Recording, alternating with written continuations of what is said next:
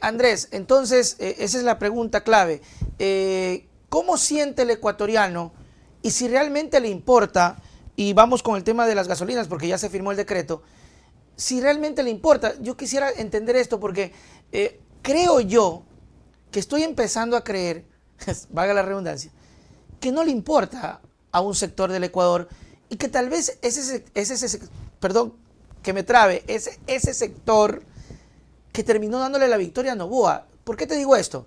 Porque nos subieron el IVA, van a subir las gasolinas y el presidente nos sigue mandando cortinas de humo y la gente sigue, Andrés, en correísmo, anticorreísmo.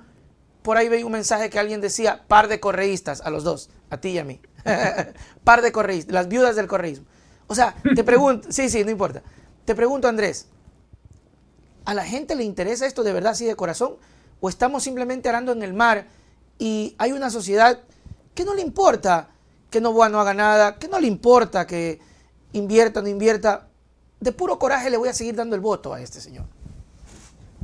Mira, yo pienso que en la elección de Noboa hay un componente de rechazo, digamos, a la política tradicional, ¿no es cierto? Lo que venía haciendo la política, la vieja, vieja política, ¿no es cierto?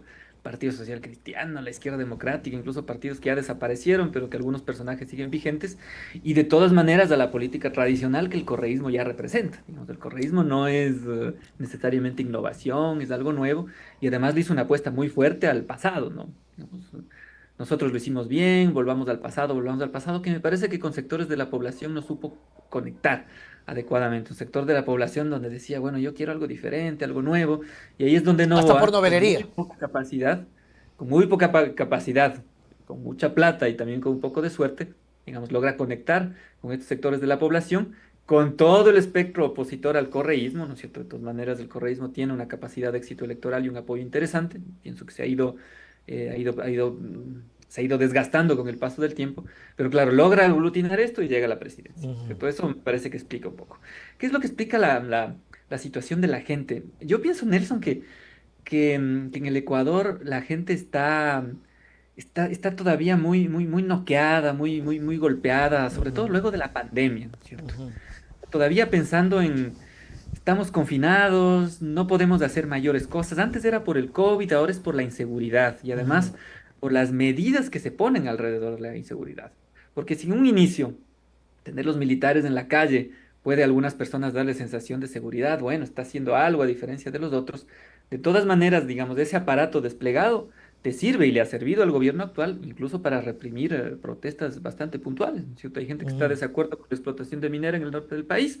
Esos militares que están en las calles listos para supuestamente combatir al narcotráfico son fuerzas del orden que también están listas para reprimir. Entonces, no me parece que la gente no está preocupada por la situación económica. La situación económica es terrible, pero hay una preocupación anterior que tiene como dos matices, me parece. Uno es la inseguridad, ¿cierto? La gente está con miedo de lo que le puede pasar en la calle. Y por otro lado, hay un recelo de manifestar ese descontento, sea con la falta de resultados del Plan Fénix o sea con la propia política económica, que a la gente ya vamos a ver le va a seguir afectando. Claro, Digamos, en los primeros meses de Novoa la gente podrá decir, bueno, es culpa de los gobiernos anteriores, vamos a darle un chance a este joven. claro, pero ya Pero el 7 meses. impacto de la subida de precios por concepto del IVA y por concepto del aumento del precio de la gasolina extra y ecopaís este año y el próximo año se viene el diésel, la gente lo va a sentir y Uy, no es que la Diosito gente lindo, ahí esté sí es contenta. peor todavía. Pero me parece que a diferencia de otros momentos, es como que la sociedad civil organizada y la ciudadanía, los barrios, los clubes deportivos, que otro rato alguna cosa no les gustaba, agarraban, se paraban, protestaban. Yo pienso que ahora es como que ha habido una continuidad del confinamiento, ¿no? Antes por el COVID, las políticas para un poco protegerle a la gente de que no se contamine, etcétera, pero ahora un confinamiento ligado a la seguridad. Entonces la gente sigue medio atrapada ahí y aunque está descontenta, no encuentra los canales para manifestarse, ¿no es cierto? Antes eran las calles, la O está protesta, esperando las elecciones, Andrés. ¿Perdón? O están esperando las elecciones. Esa es la otra cosa, porque además, yo creo que es algo bueno y algo malo, digamos, del funcionamiento de la democracia convencional, ¿no? Yo creo que además la democracia no debería restringirse solo a las elecciones, ¿no es cierto? Debería haber participación ciudadana todo el tiempo, pero es verdad que Ecuador se ha vuelto el país de las eternas elecciones. Entonces tú pones la esperanza innegablemente en lo que puede pasar ahí, ¿cierto? Bueno, veamos. nueva asamblea, nuevo presidente, vamos a ver qué Claro. pasa. A Y es ver qué como que pasa. te desconectas de Ujú, todos los otros ámbitos de la participación, de la fiscalización, que no se restringe solamente a la asamblea, a lo que puede hacer el presidente, los jueces, sino a lo que haga la gente, ¿no es cierto? ujú, Ahorita se mueven cosas en la asamblea, pero ujú. es verdad, bueno, dicen, bueno, en febrero de 2025 va a haber nuevas elecciones, vamos a ver Claro. qué pasa. Por ejemplo, Entonces, el aquí, sistema democrático convencional que tenemos es, digamos, de todas maneras es lo que hay. Digamos, claro, hay una cosa más radical y eso ahora así yo es, creo que es complejo, pero sí tiene a ratos un rol perverso, como tú dices, ¿no? claro. Es como que te dice, bueno, esperemos unos meses y ahí capaz se van a resolver las cosas. El riesgo Ujú. es que ahí capaz No te se aparece sabe. otro robot. Y ahí puedes, claro, y ahí puede pasar, por eso digo que también la gente puede ser, Andrés, que la gente esté, como tú decías, en shock, porque ya está fastidiada. O sea, como tú dices, logró conectar, logró presentarse como lo nuevo, trata de vender el nuevo Ecuador, no vemos el nuevo Ecuador, sigue con prácticas viejas, sigue dedicándose a perseguir a periodistas, una cosa que ya se vino criticando desde hace años, lo sigue haciendo.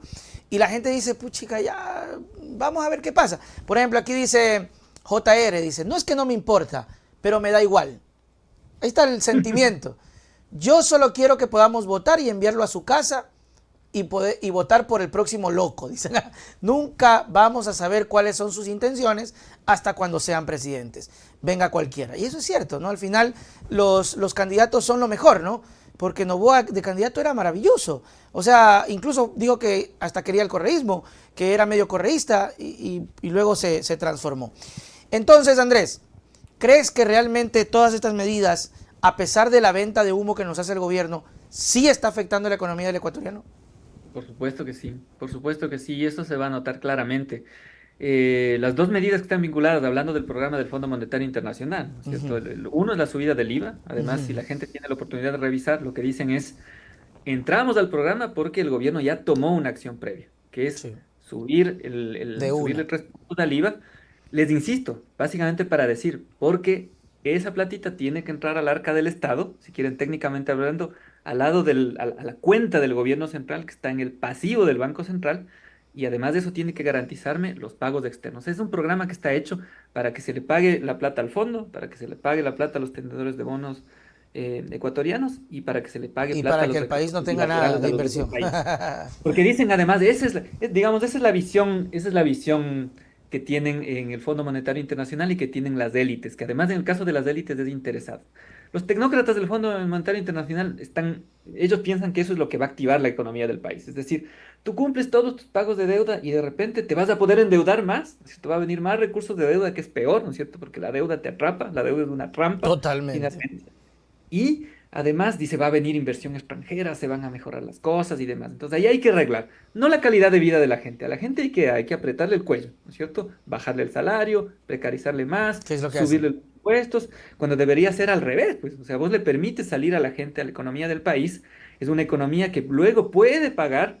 Incluso te digo, Nelson, nosotros hemos tenido la oportunidad, yo personalmente, de hablar con los técnicos del Fondo Monetario Internacional, Uh no -huh. los de este programa, los del programa anterior, del 2020. Nos sentamos con ellos en un Zoom, porque era la época de la pandemia. Y les dijimos, miren, ustedes tienen que cambiar de visión, porque el FMI te dice, mira, a mí me interesa que el Ecuador no se endeude más después, que es mentir, dicho sea de paso. Que pague su deuda y luego no se vuelva a endeudar. Incluso Mentira. por eso le castigamos la tasa y le cobramos una tasa cara para que mañana no me vuelva a pedir plata. Entonces nosotros lo que decimos al Fondo Monetario Tan lindo. Internacional, tú estás viendo las cosas al revés, pues. Si tú me metes un programa donde me obligas a pagar deuda todos los años, yo voy a seguirte pidiendo plata todos los Para años. pagar la deuda. En cambio, si tú me permites que la economía salga adelante, ¿no es cierto? Me das plazo, ¿no es cierto? Para que salga, pero desde abajo, de la economía de la gente, de la economía de las pequeñas empresas, se recupera la economía del país. Pagas tu deuda con el FMI, con todos los acreedores, y mañana ya vas a tener una economía que va a necesitar menos deuda. No es que vas a necesitar cero deuda, digamos, eso es Siempre va a haber irreal, deuda.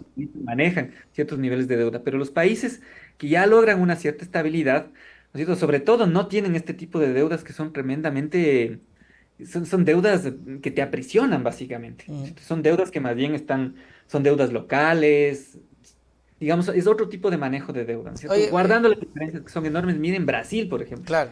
es deuda local, es deuda nacional, que es un país que tiene deuda, pero no está endeudado con el Fondo Monetario Internacional. Entonces, el problema del FMI es esa testarudez. Y el problema del sector privado de las élites, ahí no es la economía ortodoxa, ni sé qué. Algunos entienden de eso, otros no. Pero lo que entienden es que yo soy tenedor de deuda ecuatoriana, Y me entonces quiero que a pagas. mí me pagues la plata. Punto. Yo soy importador, entonces, porque además como garantizas deuda, garantizas también pagos por importación. Entonces, a mí lo que me interesa es que tú me garantices mis dólares para los negocios que yo haga afuera. ¿Qué es lo que pasa en el Ecuador? No, no me importa. O si me importa, es porque, claro, Me es importa que muy hay poco que se haga cargo otra gente. flexibilización del trabajo. Ya, chévere, eso me interesa, porque le Ah, saco más la madre al trabajador y eso sí me interesa. Entonces, no es que les interesa la economía del país y demás, sino lo que les interesa es sus intereses propios, que a veces son incluso, te digo, tenedores de deuda externa, ¿no es cierto? Tienen amigos que son tenedores de deuda externa. no lo Por eso me dudamos. parece, yo entiendo, digamos, que la gente esté cansada y quiere una cosa nueva, un chico joven con una esposa bonita, capaz, qué sé yo, digamos. Yo ahí respeto mucho lo que dice la gente. Quieren Sí, algo sí. diferente, cualquier cosa. Pero a la vez yo pienso que los políticos, los partidos políticos tienen que llevar a una buena reflexión, ¿no es cierto? Este personaje que hace pesas, que tiene una esposa bonita, es un representante de un sector económico y tiene intereses económicos Se claritos. acabó. Y cuando él sea presidente, lo que va a representar es básicamente eso. Entonces la gente tiene que seguir buscando cosas nuevas, tiene que seguir innovando, pero la responsabilidad de los partidos políticos, me parece, es empatar con lo que quiere la gente y proponerle cosas concretas. Ahora, si a la gente le dices, hay que recuperar la institucionalidad del Estado, que yo no puedo estar más de acuerdo con eso, Nelson. Claro, eso es chino avanzado, que no conecta con el día a día de la gente, que se muere de Totalmente. miedo de ir a la calle, que quiere un trabajo distinto, que todavía está impactada incluso psicológicamente por la pandemia. Y yo creo que ese es el reto de los partidos nuevos, tradicionales, viejos, la Revolución Ciudadana, el Pachacutic, etcétera, que Ujú. no veo que acaban de conectar con eso, el rato que le proponen algo distinto a la gente. Que así sea, ojalá. Gracias, Andrés, por tu tiempo y por haber compartido con nosotros en este espacio. Nos vemos hasta la próxima. A una próxima, Nelson. Chao, Muchísimas chao. gracias. Qué gusto estar aquí. Un abrazo.